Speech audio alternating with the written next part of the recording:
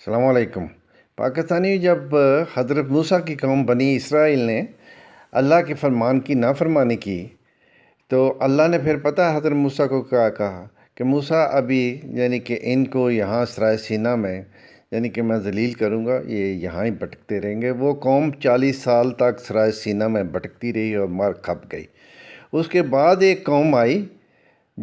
جب ان کا پیغمبر آئے تو انہوں نے بولا کہ بھئی میرے سے پہلے جو پیغمبر تھے اللہ نے ان کو بولا تھا کہ فلسطین آپ کا ہے، اس پہ چڑھ جاؤ، تو آپ کے بڑوں نے کہا تھا کہ نہیں ہم کہ نہیں جائیں گے، ہم اللہ کی بات نہیں مانیں گے۔ تو انہوں نے وہ جو بچے تھے نا، وہ یوتھ، انہوں نے کہا یہ اللہ کا حکم تھا، تو ابھی اگر اللہ کا حکم ہے آپ ہماری کہ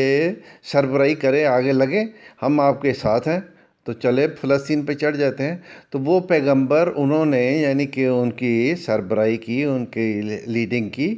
تو فلسطین پہ حملہ کیا تو وہ فلسطین پہ قابض ہو گئے۔ اسی طرح ابھی نظر یہی آتا ہے کہ اللہ نے کسی ہماری نسل سے، ہم تو گئے، اور آنے والی نسل جو ہے نا وہ موبائل نسل ہے، تو آگے اس کے پتہ نہیں کون سی نسل آئے گی، ہو سکتا ہے اللہ نے ان سے کوئی اچھا کام لینا ہو، تو اس لیے ہمیں اس نے برقرار رکھا ہوا ہے۔ پاکستان کو بھی، پاکستان کو اللہ قیامت تک قائم رکھے، دائم رکھے۔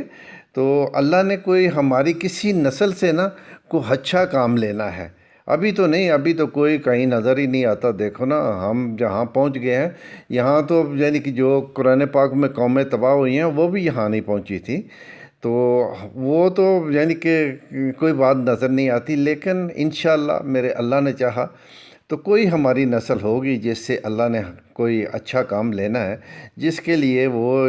کہ ہمیں ہمارے ملک کو نا چلا رہا ہو، انشاءاللہ چلاتا رہے گا۔